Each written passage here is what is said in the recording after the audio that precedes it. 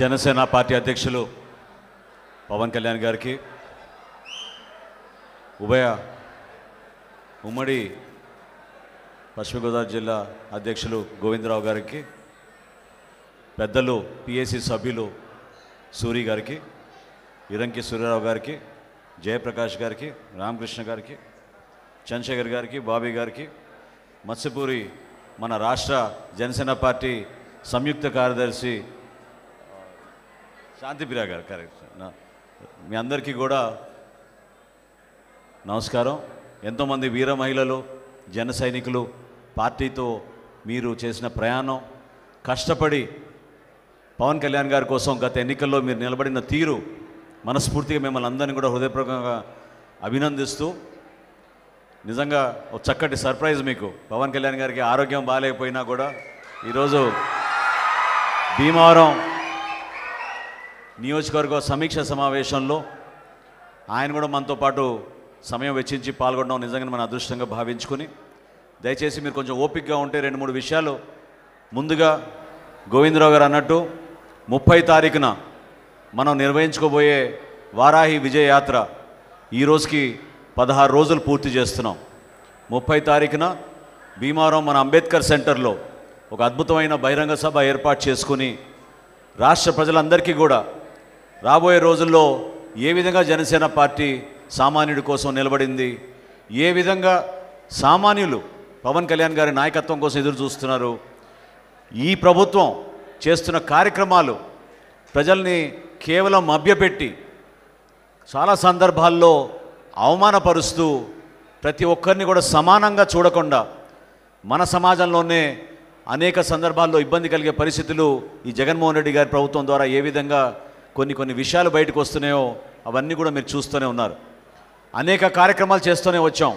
గత 4 సంవత్సరాల నుంచి ఇదే భీమవరంలో మొట్టమొదటిసారి పవన్ కళ్యాణ్ గారు ఓడిపోయిన తర్వాత కూడా ఇక్కడ ఒక సమావేశం ఏర్పాటు చేసుకుని ఉండి నియోజకవర్గం, భీమవరం నియోజకవర్గం 2 కూడా సమీక్షించి ఆ రోజు కూడా భవన నిర్మాణ కార్మికులు ఎదుర్కొన్న సమస్యల గురించి మొట్టమొదటి సమావేశం ఏర్పాటు చేశాం. ఆ రోజు నుంచి ఏ రాజకీయ పార్టీ చేయని కార్యక్రమాలు, అనేకమైన కార్యక్రమాలు మనం చేసుకుంటూ వచ్చాం. ఉదాహరణకి కౌలు రైతులు ఆత్మహత్య చేసుకున్నారనే విషయం తెలుసుకుని రాష్ట్ర వ్యాప్తంగా మనం పవన్ కళ్యాణ్ గారు స్వయంగా 5 కోట్ల రూపాయలని విరాళం ఇచ్చి ప్రతి కుటుంబానికి 1,00,000 రూపాయలు మనం ఆర్థిక సాయం అందిద్దామని మనం ముందుకొచ్చాం. ఏ ప్రాంతానికి వెళ్ళినా కూడా ప్రభుత్వం చేస్తున్న కార్యక్రమాల గురించి నిరసన వ్యక్తపరుస్తున్నారు. ఎందుకు నిరసన వ్యక్తపరుస్తున్నారు? ఇది మీరు ఆలోచించుకోవాలి. ఇదే భీమవరంలో గత 3 రోజుల నుంచి అనేక మందితో నేను మాట్లాడుతున్నప్పుడు నాకే ఆశ్చర్యం కలిగిస్తోంది. పవన్ కళ్యాణ్ గారు రూల్ ఆఫ్ లా గురించి మాట్లాడారు. రూల్ ఆఫ్ లా అంటే ఏంటంటే ప్రతి ఒక్కరిని సమానంగా చూడాలి, అందరికీ ఆ స్థానం కల్పించాలి. నీకు వర్తించే చట్టం అదే చట్టం నాకు కూడా వర్తించాలి. అంతేగాని ఒక కొలాయి కనెక్షన్ కావాలంటే పోయి ఎమ్మెల్యే గారితో ఫోన్ చేయించు, పోలీస్ స్టేషన్లో పోయి ఒక ఫిర్యాదు నమోదు చేయాలంటే ఎఫ్ఐఆర్ కోసం ఎమ్మెల్యే గారు చెప్తేనే మేము నమోదు చేస్తాం, రోడ్డు వేయాలంటే ఎమ్మెల్యే గారిని అడగాలి. ఇటువంటి ఆశ్చర్యకరమైన సంఘటనలు భీమవరంలోనే కాదు రాష్ట్ర వ్యాప్తంగా జరుగుతూనే ఉన్నాయి. వీటన్నిటి వెనక మీరందరూ కూడా ఒక బాధ్యత తీసుకోవాలి. దయచేసి అర్థం చేసుకోండి. మార్పు రావాలని మీరు కోరుకుంటుంటే మనం సామాజిక పరివర్తన కోసం రాజకీయాలు ఒక గొప్ప అవకాశం. సామాజిక పరివర్తనం కేవలం రాజకీయాల ద్వారానే సాధ్యమవుతుంది. మీరు రాజకీయాల్లో క్రియాశీలక పాత్ర పోషించి ఒక బాధ్యత వహించి రేపటి రోజున మనం ప్రభుత్వంలో ఉండాలి అనే పట్టుదల మీలో రావాలి.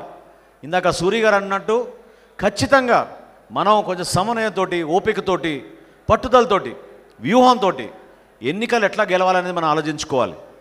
మనం కేవలం మన ప్రత్యర్థుల్ని రాజకీయాల కోసం ప్రెస్ కాన్ఫరెన్స్లో మనం వాళ్ళని ఏదో తిట్టిపోస్తే మనకి ఏదో మార్కులు వస్తాయనే కాదు. జనసేన పార్టీ, జన సైనికులు, వీర మహిళలు ఎప్పుడు కూడా సమాజం గురించి ఆలోచించే వ్యక్తులు.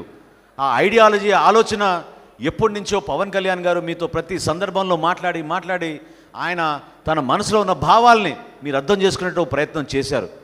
పార్టీ నిర్మాణం సామాన్యమైన విషయం కాదు. మీరందరూ కూడా దయచేసి అర్థం చేసుకోవాలి. ఒక సామాన్య కార్యకర్త కోసం పార్టీ చేసే కార్యక్రమాలు ఏ విధంగా ఉన్నాయో మీకు తెలుసు. వాటితో మనం ఆధారపడి ప్రతి నియోజకవర్గంలో, ప్రతి మండలంలో, ప్రతి గ్రామంలో ప్రతి పట్టణంలో కూడా మన వార్డుల్లోనూ కౌన్సిలర్లు, కార్పొరేటర్లు వీళ్ళందరూ కూడా గెలవాలంటే పార్టీ నిర్మాణం జరగాలి. ఈరోజు మీరు చూశారు ఏ విధంగా ఒక మేనమామ మాట్లాడాడు. ఏ కుటుంబంలోనైనా అటువంటి మేనమామ ఉంటే ఊరుకుంటారా చెప్పండి?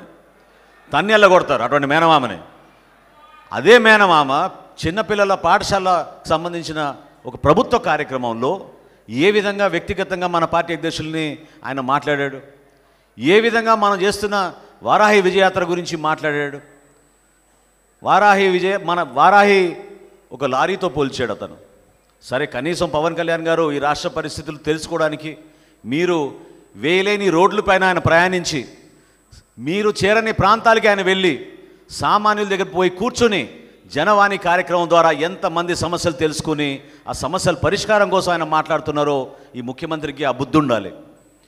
జ్ఞానం లేని వ్యక్తి, పరిపాలించలేని వ్యక్తి, పరిపాలించాలంటే మీకు జ్ఞానం ఉండాలి, సమర్థత ఉండాలి. అంతేగాని ఎన్ని కేసులు ఉన్నాయి, ఎన్ని లక్షల కోట్లు సంపాదించారు, ఎంతమందిని దోచుకున్నారు, ఎంతమందిని మీరు ఇబ్బంది పెట్టారు మీ జీవితంలో, ఇవి కాదు మన బయోడేటాలో ఉండాల్సింది. సమర్థత లేని వ్యక్తి రాష్ట్రాన్ని పరిపాలిస్తుంటే ఏ విధంగా మన రాష్ట్ర పరిస్థితి అధోగతంగా వెళ్ళిపోయిందో మీరు అర్థం చేసుకోవాలి. చాలా బాధాకరం. ప్రభుత్వ కార్యక్రమాలని కేవలం వ్యక్తిగత విమర్శల కోసం ఉపయోగించుకుని మన పార్టీ అధ్యక్షుల్ని ఆయన అంటున్న మాటలు మీరే దానికి సమాధానం చెప్పాలి, మీరే దానికి కంకణం కట్టుకోవాలి, మీలోనే ఒక ఆలోచన రావాలి. ఇటువంటి వ్యక్తులు మనని పరిపాలించేది, వీళ్ళ ద్వారా మన ప్రజలకి ఏమైనా మేలు జరుగుతుందా, మన బిడ్డలకి భవిష్యత్తులో రాజకీయ నాయకులు అంటే ఈ విధంగా ఉంటారని మనం చెప్పుకోగలుగుతామా? మీరు ఆలోచించండి. ఏ మాత్రం కూడా నిజాయితీ లేని వ్యక్తులు, ఏ మాత్రం కూడా స్పందించలేని మనస్తత్వం వీళ్ళల్లో. ఎంతోమంది దివ్యాంగులు ప్రతిరోజు పవన్ కళ్యాణ్ గారు ఎక్కడున్నా కూడా కష్టమైనా సరే వచ్చి ఆయన్ని కలగడానికి ప్రయత్నం చేస్తారు. ఎందుకోసం? కేవలం గతంలో వచ్చిన 300 రూపాయలు పెన్షన్ కాస్త 3000 రూపాయలు అయితే కరెంటు బిల్లు ఎక్కువ ఉందని చెప్పి దివ్యాంగులు కూడా ఇబ్బంది పెడుతున్నాయి ఈ ప్రభుత్వం. అనేక మంది మహిళల్ని ఎన్నో ప్రాంతాల్లో వాళ్ళకు వస్తున్న పెన్షన్లు కూడా ఆపేసి ఈ రోజున మీకు ఇంట్లో ఏసీ ఉందనో, టెలివిజన్ ఉందనో, కారు ఉందనో ఏ విధంగా ఇబ్బంది పడుతున్నారో మీరు చూడండి. దేనికోసం మీరు ఈ పరిపాలన చేస్తున్నారు? ప్రజల కోసమేనా? ఏ విధంగా దోచుకుంటున్నారో మన ప్రాంతంలో మీరు చూశారు. ఉభయ గోదావరి జిల్లాలో వాస్తవంగా రాజకీయ శక్తిగా జనసేన పార్టీ ఎదగాలంటే కేవలం పవన్ కళ్యాణ్ గారు అంటున్న మాటలు విని మనందరం కూడా ముందుకెళ్తే సరిపోదు. మీరు కూడా ఆయనతో పాటు నడవాలి. ఈ ప్రస్థానం ఎంత కష్టమైందో మీరు తెలుసుకోవాలి. ఇందాక గోవింద్ గారితో మన ఇరంకి సూర్యారావు గారు అంటున్నారు, ఆయన కూడా కొంచెం సహనంతో అందరినీ కలుపుకుని పోవాలని. ఎస్, ఒక నాయకుడు అనేది నాయకత్వం మనం కోరుకుంటే నాయకత్వం రాదు. మనం ప్రజల్లో ఉండి కష్టపడి పార్టీలో ఉన్న ఐడియాలజీని మన ప్రజల్లో తీసుకెళ్ళినప్పుడు, ప్రజలను మన ఆదరించి మన కార్యకర్తలు, మన మహిళలు వీళ్ళందరూ కూడా కలిసికట్టుగా మన కార్యక్రమాలు చేసుకుంటున్నప్పుడే మన నాయకులుగా అవ్వగలుగుతాం. గోవింద్ గారు పడుతున్న కష్టాలు నేను మిమ్మల్ని అందరినీ కోరేది ఏంటంటే, విమర్శించడం చాలా తేలిక. దయచేసి మీకు సమయం ఉంటే ఒక వారం రోజులు మీ అందరూ కూడా ఆయనతో పాటు నడవండి, తెలుసుకోండి ప్రతిరోజు ఎటువంటి కార్యక్రమాలు చేస్తున్నాం, ఏ నియోజకవర్గాలు వెళ్ళి మనం జనసేన పార్టీ కోసం మనం ఏ విధంగా కష్టపడుతున్నామో మీరు అర్థం చేసుకోండి. భీమవరంలో ఖచ్చితంగా గతంలో మనం గెలవాల్సిన సీట్ ఇది. పవన్ కళ్యాణ్ గారు గెలవకపోతే ఎవరు గెలుస్తారు చెప్పండి? మన రాష్ట్రానికి మేలు చేసే వ్యక్తి, ప్రజల కోసం ఆలోచించే వ్యక్తి, స్పందించే మనస్తత్వం గల వ్యక్తి, అటువంటి వ్యక్తి మనకి నాయకుడిగా ఉండి రాష్ట్రాల్లో ప్రజలకు ఉపయోగపడే విధంగా ఆయన ఉంటే రాష్ట్రానికి మేలు జరుగుతుంది, మన ప్రాంతానికి మేలు జరుగుతుంది. అంతేగాని ఏదో కాలేజీలో 30 సెంట్లు భూమి ఇచ్చామని కస్తూర్బా గాంధీ గారి పేరు తొలగించేసి సొంత తండ్రి గారి పేరు పెట్టుకున్న దౌర్భాగ్యమైన పరిస్థితి భీమవరంలో ఉండేది కాదు. నేను ఎవరిని ఇక్కడ వ్యక్తిగతంగా విమర్శించడం కోసం కాదు, ఏ విధంగా వ్యవస్థని పూర్తిగా వీళ్ళు దుర్వినియోగం చేసేసి నాశనం చేస్తున్నారు మీరు అర్థం చేసుకోవాలి. గతంలో ఎక్కడైనా జరిగిందా అండి? కస్తూర్బా గాంధీ గారి పేరే తీసేస్తారా మీరు ఒక కాలేజీకి? ఆలోచించండి. మీరు ఎంత పెద్ద దాత అయితే ఏంటి? ఈ కాలేజీలు, ఈ పాఠశాలల్లో ఆ రోజున మనకి వచ్చేవా?